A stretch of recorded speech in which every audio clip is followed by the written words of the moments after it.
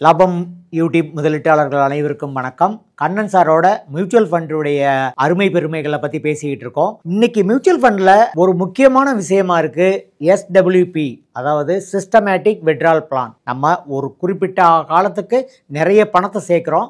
ஒரு குறிப்பிட்ட காலத்துக்கு அந்த பணத்திலிருந்து நம்ம திரும்ப எடுக்கிறது தான் SWP. இது எந்த வகையில முதலீட்டாளர்களுக்கு பயனுள்ளதா இருக்கு அப்படிங்கறத பத்தி கண்ணன் சார் கொஞ்சம் விளக்கமா சொல்ல போறாரு. சொல்லுங்க சார். அனைவருக்கும் வணக்கம் சார். நான் என்னுடைய கிளையண்ட் இருந்து நான் கணக்கு தான் பேச போகிறேன். நான் SWP 10 வருஷம் முன்னாலேயே என்னுடைய கிளையண்ட்களுக்கு ஆரம்பித்து வச்சாச்சு சார். அது எப்படி ஆரம்பிச்சிருக்குன்னா, கொஞ்சம் கொஞ்சமாக மியூச்சுவல் ஃபண்டில் போட்டு ஒரு அளவுக்கு வந்துட்டேன். இப்போ புதுசாக வரவங்களுக்கு என்ன சொல்கிறேன்னா, புதுசாக யாராவது இன்றைக்கி நான் SWP ஸ்டார்ட் பண்ணா அமௌண்ட்டு கொடுத்துருங்க, ஒரு வருஷம் கழிச்சு ஒரு 10% 12% ஏறின பிறகு எவ்வளவு சார் அமௌண்ட்டு? இப்போ உதாரணத்துக்கு நான் என்னுடைய இதில் இப்போ பிராரம் பேசுகிறேன். 1 கோடின்னு வச்சுக்கலாமே, 1 கோடின்னு கணக்கு வச்சுக்கலாம். 1 கோடி என்கிட்ட வந்துருச்சுன்னா நான் 1 இயர் எல்லாம் போர்ட்ஃபோலியோலாம் சரி பண்ணி என்ன எவ்வளோ விகிதாச்சாரத்தில் போடணுமோ அது மாதிரி உங்களுடைய தேவைக்கு தகுந்த மாதிரி போட்டுட்டு நம்ம ஆரம்பிக்கிறோம் சார். ஆக்சுவலாக ஆரம்பிச்சுட்டு மாதம் என்னன்னா 70,000 ரூபா சார். 1 கோடிக்கு 70,000 ரூபா. 70,000னா வருஷத்துக்கு எவ்வளோ ஆகுது? 8,40,000 ரூபா. அப்போனா 8.4% சிம்பிளாக வச்சுக்கலாம், சாதாரண வச்சுக்கலாம். 8 பேங்கில் எவ்வளோ தருவாங்க? ஒரு 7% ஏதோ அந்த மாதிரி தர்றாங்க. பேங்கை விட பெட்டராக கொடுத்துட்ருக்கோம். சரி, பேங்கை விட மாதம் அவங்களுக்கு 1 இயர் கழித்து மாதம் SWP ஸ்டார்ட் ஆகிடுது, போயிடுது. பணம் போகும். ஆக்சுவலாக மியூச்சுவல் ஃபண்ட் ஹிஸ்ட்ரி நம்மளாம் பார்க்கும்போது எங்கேயாவது 8.4% ஏதாவது பேலன்ஸ் ஃபண்டில், மல்டி அசெட் ஃபண்டில் இந்த மாதிரி ஃபண்டு வந்திருக்கானா? இல்லை சார். ஆக்சுவலாக இல்லை. எல்லாமே லாங் டேர்ம் ரிட்டர்ன் 14, 12, 15 இப்படி தான் இருக்குது. அப்போனா ஒரு வருஷத்தில் அந்த 8,40,000 ரூபா நீங்கள் 1 கோடி போட்டது எடுத்தது பின்னால் 1 கோடியே இருக்காது. 1 கோடியே 4 லட்சம், 5 லட்சம், 6 லட்சம் அப்படி தான் இருக்கும். அப்படி போகும்போது 5 வருஷம் 10 வருஷம் போகும்போதெல்லாம் என்னுடைய ஹிஸ்ட்ரி, நம்மளுடைய ஸ்டேட்மெண்ட் பார்க்கும்போது இந்த அமௌண்ட் டபுளாக இருக்குது. அதுலேயே அக்ரெசிவ் சில பேர் போடுங்க பரவாயில்ல அப்படின்னு சொன்னவங்களாம் இருக்காங்க. அவங்களுக்கு 3 மடங்கு இருக்குது. 1 கோடி எவ்வளோ இருக்குது? 3 கோடியாக இருக்குது. அப்போனா அவங்க என்னைக்கு இந்த 1 கோடி எப்போ 1.5 கோடி ஆகுதோ அப்போ இந்த 70,000 ரூபாய் அந்த 70,000 ரூபா வாங்குறத 1 லட்சமாக மாற்றி விடலாம். ஏன்னா அதே பெர்சன்டேஜ் தான். ஏன்னா அமௌண்ட்டு பெருசாகிடுச்சு இல்லை. ஆனால் என்னுடைய கிளைண்ட் ரொம்ப கிளைண்ட் செலவு பண்ண முடியாமல் இருக்காங்க. ஆமாம், ஏன்னா எனக்கு அது போதும், எனக்கு குறிப்பிட்ட அமௌண்ட் 1 லட்சமோ 1.5 லட்சமோ போகுதுங்கிறாங்க. ஆனால் என்னுடைய ஹிஸ்ட்ரி பிரகாரம், நம்மளுடைய இது பிரகாரம், ஃபார்முலா பிரகாரம் அதிகமாகவே கொடுக்க முடியும். 6 கோடி வச்சுருக்காங்கன்னு வச்சுக்கோங்களேன். 6னா 6 7 56, கரெக்டுங்க சார்? 6 7 42, 4,20,000 ரூபா நம்ம 4,20,000 நம்ம எடுக்கலாம். ஆனால் அவங்களுக்கு தேவையில்லை, அதுக்கு மேலே தேவையில்லை. சொந்த வீடு இருக்குது, முதலையே வாங்கியாச்சு, கார்லாம் மியூச்சுவல் ஃபண்டில் தான் வாங்கியாச்சு, திருமணம் எல்லாம் குழந்தைகள் செட்டில்மெண்ட் பண்ணிட்டோம், அதுக்கு மேலே பண்ணுறதுக்கு வழி இல்லையே. அதனால் இந்த அமௌண்ட்டு ரொம்ப வெர்டிக்கலாக டேக் ஆஃப் ஆகிட்டுருக்கு. 6 கோடி ஆகும், அடுத்து 7 கோடி ஆகும், 8 கோடி ஆகும். அவங்க வாழ்நாள் முழுது வரைக்கும் பணத்தினால் அவங்களுக்கு எந்த ஃபினான்ஷியல் ட்ரபுள் கிடையவே கிடையாது.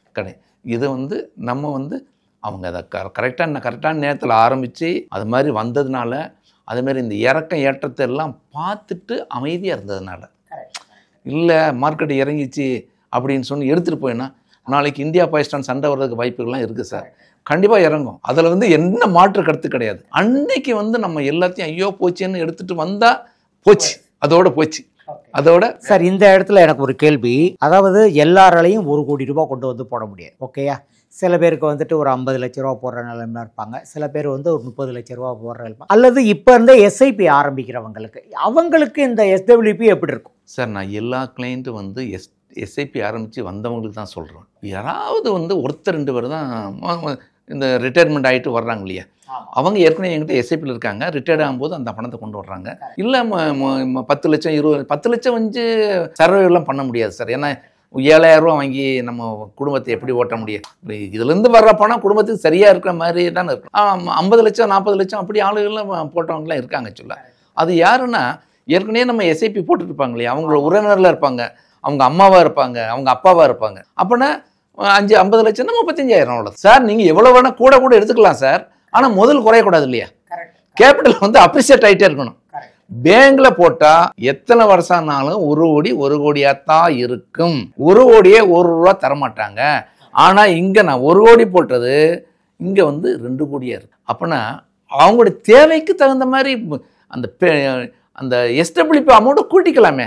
இங்கே இருக்குன்னு அவசியமே இல்லையே. 8.4%னா நான் என்னுடைய தெரிஞ்சு என் ஹிஸ்ட்ரியில் இல்லை சார். 8.4%லாம் இல்லவே இல்லை. ஒரு 42 வருஷமாக பேசும்போது 1979 சென்சஸ் ஆரம்பிக்கும் போது 100, இன்னைக்கு 80,000 பாயிண்ட். இதனுடைய ஆவரேஜ் சிஏஜிஆர் ரிட்டர்ன் பேசும்போது 22% சார். ஸோ நம்ம எவ்வளோ தர்றோம்? 6% பற்றி பேசுகிறோம். ஸோ நம்ம இது ஃபெயிலியர்லாம் ஆக மாட்டோம் சார். உங்களுடைய கஸ்டமர்ஸ் வந்து உங்களுடைய முதலீட்டாளர்கள் இந்த எஸ்டபிள்யூபி மூலமாக எப்படி பயனடைஞ்சிருக்காங்க சார்? முதல்ல வந்து எனக்கு இது தேவையில்லை, வளரட்டும் அப்படின்னு சொல்கிறாங்க. அப்படி தான் சொல்லுவாங்க. நான் இன்னும் ஒரு 6 மாதம் கழிச்சு வாங்கிக்கிறேன் அப்படிங்கிற மாதிரி ஒரு இதெல்லாம் இருந்திருக்கு. என்னுடைய எல்லாத்துக்கும் ஒரு அனுபவம் தான் சார். ஒரு எக்ஸாம்பிள், ஒரு பாடம் படிக்க வேண்டியது. அது மாதிரி ஒரு பாடம் பொள்ளாச்சியில் எனக்கு ஒரு கிளைண்ட் சார், நல்ல கிளைண்ட் சார், அருமையான ஒரு ஆள். அவர் சொன்னார், எனக்கு வந்து எஸ்டபிள்யூபி அமௌண்ட் வேணும், நம்ம 50 லட்ச ரூபா சேர்த்தலாம் அப்படின்னு சொன்னார். 50 லட்ச ரூபா வந்து ஒரு 7-8 வருஷத்தில் அப்படியே 50 லட்ச ரூபா அப்படியே வந்துருச்சு, பணம் வந்துருச்சு. அப்போ வந்து அவர்கிட்ட சொன்னேன், சார் நம்ம சொன்ன அமௌண்ட் வந்துருச்சு, நம்ம எஸ்டபிள்யூபி அமௌண்ட் ஆரம்பிக்கலாம். எனக்கு பென்ஷன் வருது, இப்போ கம்ஃபர்டபுளாக இருக்கேன், தோட்டம் இருக்குது, தேங்காயும் வருது, அதனால் இப்போ எனக்கு தேவைப்படலை, இன்னும் ஒரு 2 வருஷம் கழித்து போகலாம் அப்படின்னு சொன்னாங்க. நானும் அவர் சொல்கிறது சரியாக இருக்க மாதிரி இருந்துச்சு. ஓகே சார் அப்படின்னு சொன்னேன். ஆனால் அந்த 2 வருஷத்தில் என்ன ஆச்சுன்னா, அவருக்கு வந்து ஒரு பெரிய கேன்சருங்கிற வியாதி வந்து அவர் வந்து இறந்து போயிட்டார். அவர் ஒரு டீ கூட குடிக்கல. அது வந்து என்னை ரொம்ப ஹர்ட் பண்ணிடுச்சு. பணம் வந்து அவங்க குழந்தைகளுக்கு போயிடுச்சு, அது வேறு விஷயம். ஆனால் அவர் டீ கூட குடிக்கலையே அவர் அந்த பணத்தில். அதனால் இப்போ 60 வயசு இருந்தால் யாராக இருந்தாலும் கம்பல்சரியாக எஸ்டபிள்யூபி ஸ்டார்ட் பண்ணி விட்டுறது சார். யாராக இருந்தாலும் உங்களுக்கு வேணுங்கிற பேச்சே கிடையாது. நீங்கள் போடுங்க, நீங்கள் வருஷம் கடைசியில் மிச்சம் தாங்க, எனக்கு ஃப்ளோ இருக்கட்டும் சார், பணம் இருக்கட்டும். ஏன்னா அந்த ஒரு பாடம் படிச்சிருக்கேன். எனக்கு தேவையில்லை, எனக்கு பென்ஷன் வருது, நான் என்ன பண்ண போகிறேன், இதெல்லாம் இல்லாமல் ஒவ்வொரு வருஷமும் வந்து அதேமாரி 2 வருஷம் 3 வருஷம் அமௌண்ட் வேறு கூட்டுறேன்.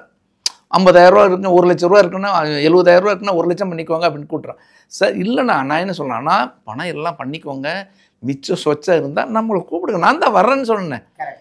நான் அதேமாரி அவங்களுக்கு ஃபிக்ஸ்டு டெபாசிட்னு போட்டிருக்கோம், டெட் ஃபண்டில் போட்டிருக்கோம். வயசு தாம 80 வயசு ஆளுகளுக்கு ஈக்குவிட்டியில் போட்டு என்ன பிரயோஜனம்? ஏதோ பேலன்ஸ் ஃபண்டு ஒரு மாதிரியாக போட்டிருக்கோம். அவங்களுக்கு தேவையில்லாத பணம்லாம் இருக்கும் இல்லையா, தேவையே அவசியம் இல்லாத பணம் இருக்குல்ல, அதில் அவங்களே இதில் போடுங்கன்னு சொன்னாங்களோடைய நாங்கள் போடுறது கிடையாது. நம்ம சேஃப்டி தான் முதல்ல பார்க்குறோம் சார் ஆக்சுவலாக. அதனால் இந்த வருஷம் ஒருத்தருக்கு வந்து வேணான்னு சொன்னார்.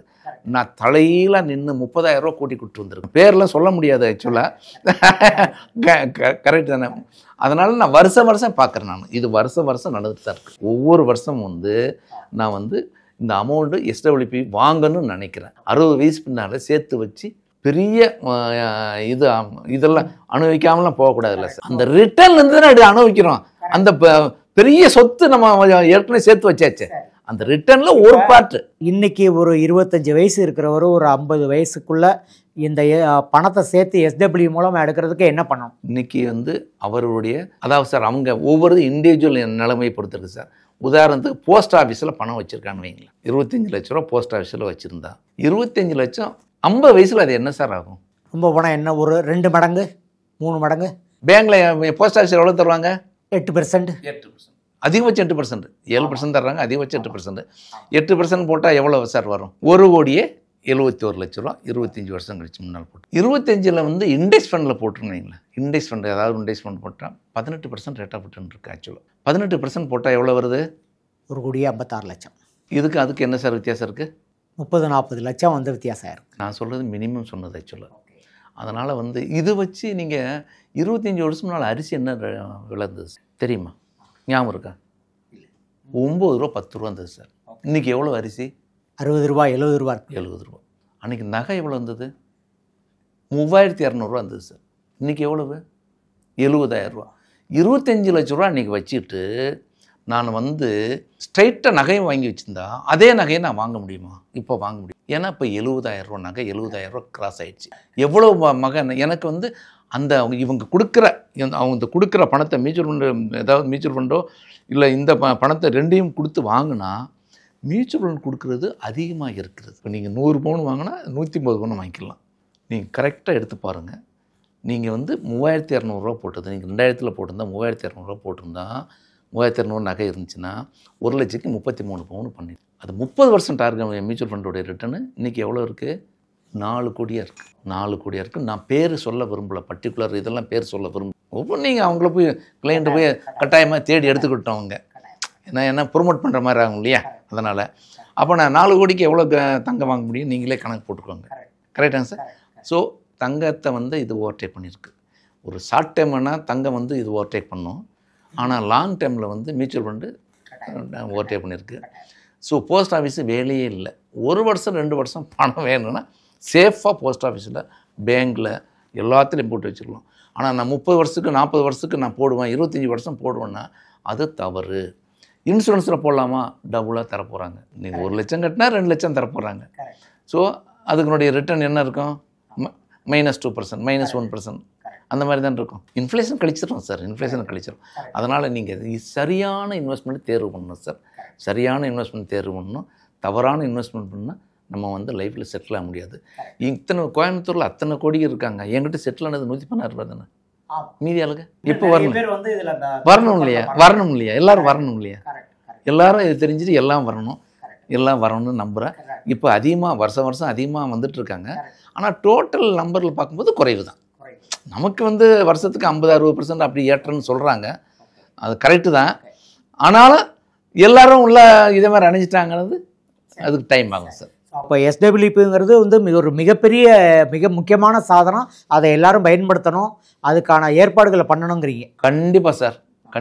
என்னுடைய கிளைண்ட் எல்லாருக்கும் நான் எஸ்டபிள்யூபி கொடுக்கும். அது என்னவா இருக்கும்? அவங்க கடைசி சம்பளமானு சொல்லியிருக்கேன். கடைசி சம்பளம் இன்றைக்கி நான் 2 லட்சம் சம்பளம் ரிட்டையர்ட் ஆக போகிறேன். அதே 2 லட்ச ரூபா நான் வாங்கிட்டேன்னு வைங்களேன், நான் ரிட்டையர்மெண்ட்டே ஆகலையே. கரெக்ட் தானே? ரிட்டையர்மெண்ட் ஆகலையே. ஃபினான்ஷியலாக எனக்கு எந்த பிரச்சனையும் கிடையாது. ரொம்ப கம்ஃபர்டபுளாக இருக்கலாம். நீங்கள் எல்லாரும் அதை எஸ்டபிள்யூ பண்ணுங்க அப்படின்னு வந்து சொல்கிறேன். கண்டிப்பாக சார், எல்லாம் பண்ண சொல்கிறேன்.